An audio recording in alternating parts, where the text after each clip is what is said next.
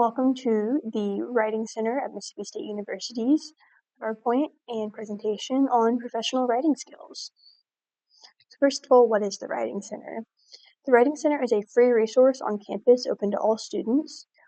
We are a network of undergraduate, graduate, and faculty consultants who specialize in a variety of different specializations, and we can work with any subject matter.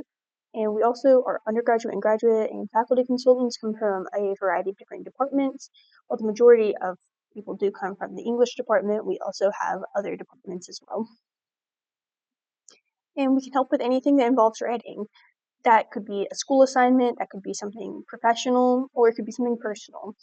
And what we're going to specialize in this PowerPoint is working on resumes and cover letters and other kinds of professional or personal writings. So we are located in the Mitchell Memorial Library on the second floor, which is the drill field entrance. So if you just go back in to the drill field, you're just going to be right back there on the right.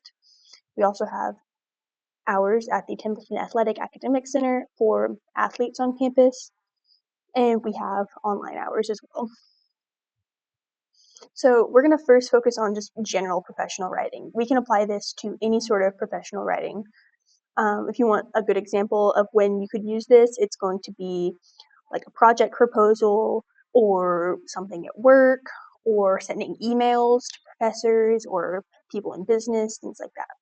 So first of all, just be aware of your audience. So that's going to be who are they? What are their values? So if you're sending an email to another, like one of your colleagues versus sending it to your boss, these are different audiences. Project a you attitude. That's going to look at the situation from the reader's point of view. How would you want, if you were in their position, how would you want somebody to be talking to you, communicating with you? And just be professional.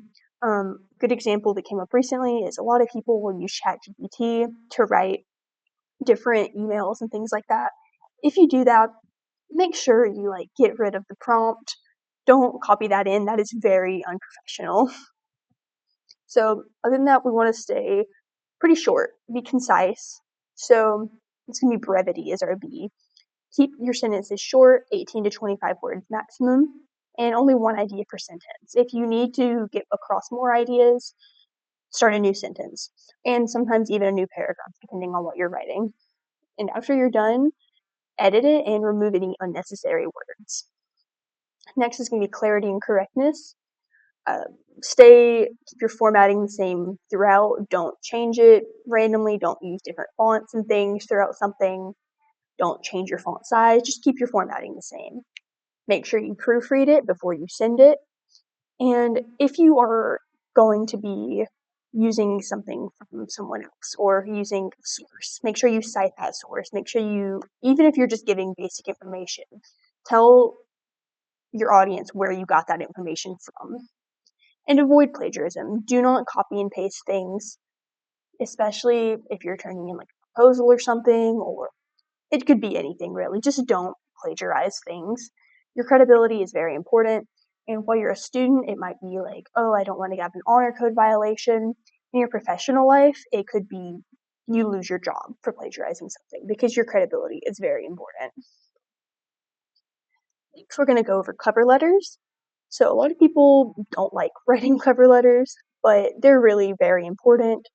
The purpose of them is to capture the reader's attention and entice them to continue to read your resume. So usually you'll turn in a cover letter with your resume, and they're going to read your cover letter before they look at your resume, because a lot of people's resumes are going to look very similar, and your cover letter is what is going to distinguish you. It is going to set you apart from people who have the exact same kinds of experiences or even better experiences than you on their resumes.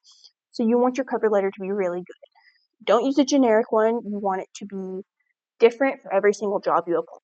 Don't just send the same one with different words, taken in and out. Make sure you write an original letter specific to the job and company you're applying for. So we'll get a little bit more into that on the next slide, but you're going to want to use good sentence and paragraph structure. Your grammar does matter. If you need somebody else to correct it or something, absolutely, but that's something we can help with at the Writing Center even. Just make sure you have correct. And avoid copying information from your resume. So you don't just want to list out every single experience you have, but you want to take that information from your resume and synthesize it together. You want it to go together to show why you would be the best person for this job. Because you might say, oh, I have experience in this job, but they don't know how that's relevant. So tell them how those experiences are relevant and how those skills that you learned with those experiences are relevant to this specific job. And always stay confident. Don't use words like feel, think, try, hope, and believe. You want to be very confident. I will get this job, or when I have this job, things like that. Or in this role. We're going to use AIDA or AIDA as something you can remember for this. Capture attention, generate interest, create desire, and inspire action. So the Career Center here on campus has these 10 steps to cover letters. And you can follow this for every cover letter you write. It's not quite a template, but it'll set you on the right path. Include your heading, and then the date, your employer address. These are just basic things that you're going to include on all of them, and obviously make it different for each employer. Then you're going to have a greeting. So it's meet the reader with their title. So that can be like hiring manager, director, whatever their title is, and their last name. And then you're going to use the colon after the greeting. So for the opening paragraph, you're going to try to cover why am I writing this? Identify the position in the company that you are applying to, and indicate how you learned about the position, whether that was on LinkedIn, you met them at the career fair, whatever it is. And then introduce basic information about yourself that explains why you're the best candidate for this position. So once again, you can start using your experiences and things here, but just explain why you want the job. Middle paragraph. Who am I and why should you hire me? Relate your skills, experience, and qualities that would benefit you in the position. So for this, like I said earlier, you really want to synthesize. You want to take your skills from your resume and synthesize them together to show why you are the best person for this job. Then you're going to highlight a couple of your strongest qualifications and explain how they relate to the needs of your employer. And overall, your main goal is to demonstrate that you're a good fit for the position. A really good way to do this is to take some keywords from the job description and use them in this paragraph. Show how your experiences have given you those skills that are mentioned in the job description. So the conclusion paragraph, you're going to refer the reader to the attached resume or anything else you're including, like a portfolio or something, and then reiterate why you're interested, or how interested you are, rather.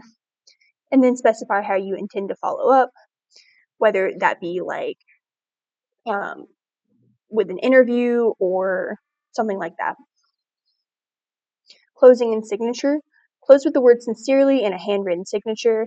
Do not use like an auto email generated signature unless you are sending it via email. Even then you need to try to actually write it out. Don't make it auto generated. Enclosure at the end of your cover letter indicates if there are other documents, resume or portfolio or whatever. And once again, if you send it via email, use the body of the email as the cover letter. So don't make it its own document unless they specifically ask you to. Copy your cover letter into the email and send that as the email, and then attach your resume, portfolio, etc. Here's some examples of what cover letters look like from the Career Center. So we've got a couple different versions. So up here, you have your name at the top, and then your address, your telephone, your email, your LinkedIn, whatever. And that should match your resume.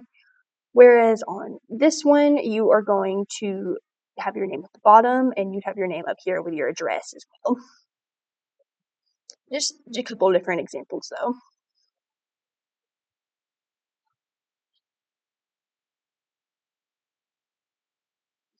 So next we're going to go into resumes. Resumes need to be focused, visually appealing, quality-oriented, and succinct. It's not a one-size-fits-all document. I would really recommend making specific resumes for specific kinds of jobs. You need to make it specific for each job, actually, that you're applying for. So you can remove and add things based on what job you're applying for. So like I said, keep it laser focused to that job target. You want to keep it short, clear, concise. It only needs to be one page. not front and back or anything, just one page. And you're going to want to really focus on the information that is most important for them to know for the job you're applying for. You don't have to include every single job you've ever had. Only keep it very relevant. Once again, you can use keywords from the job description, and that's going to be really important for grabbing their attention and making sure you're actually qualified for the job. So use keywords when you're writing your resume from each job description. Accomplishment oriented. That means you want to show what you've done in each position. So don't just describe what you did, describe what you did for the job. So, for example, don't say, I was a cashier. You could say, I drove sales and I was a leader in sales or something like that. You want to make it accomplishment oriented. Usually you want to link it to an online presence like LinkedIn, and that's definitely something that you can work on in your free time, is just keeping your LinkedIn updated and things like that. Because LinkedIn is basically like your online resume. No photos, no templates. Keep it original, but don't get too crazy with it. No photos or anything like that. You can use color sometimes if it's appropriate, depending on the job, and as long as you're using it sparingly. Same thing for bold, italics, and underline. But keep that consistent. If you're going to use color for the title or color for the title of each section, use it on every section. Don't just use it on one. Keep it consistent. Same thing with your font. You want to keep that consistent. Although you can change the font size depending on what you're doing for titles, sections, things like that. Just the parts of a resume. You have your heading. That's going to be your name, where you're from, and how to contact you. After that, you're going to have like a professional summary. That's going to look like this. I'm just going to skip ahead already. That's going to be talking about yourself and what you're looking for right now. What do you want to highlight about yourself? Once again, this is a really great place to use those keywords again.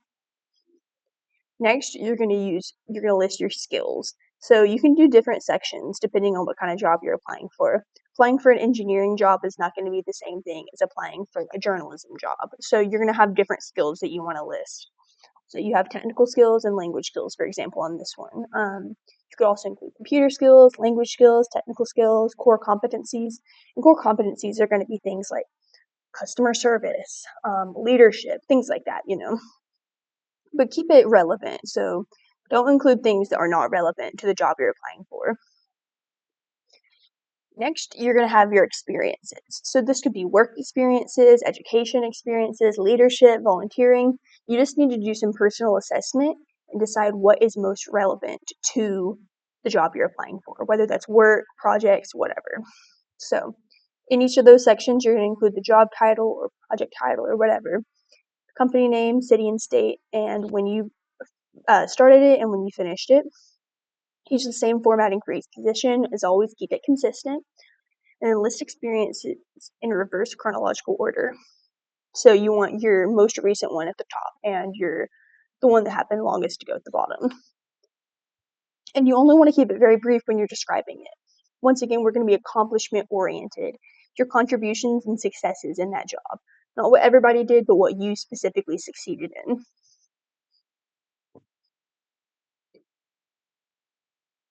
Here's some examples of what these different job descriptions could look like. So for education, you usually want to list your college degree, if you are getting a college degree or you have one. If you haven't graduated yet, do not include the word expected. Just put the date that you're going to be graduating. So if you're graduating in May of 2027, just put May 2027. Don't put expected graduation May 2027. If it's in the future and you're listing it on your resume, they know that it's expected. That you don't have to put that. That's just unnecessary. Education can go at the top or bottom, depending on if it's super relevant or not to the job you're applying for. And high school education should really only be relevant if it's important for the job you're applying for. For instance, if the requirement is that you have a high school diploma, you would want to put that on there. And only include your GPA if it's just a 3.0 or higher, and include the scale that it's on. So for instance, if you have a 3.9 out of a 4.0 scale, include that.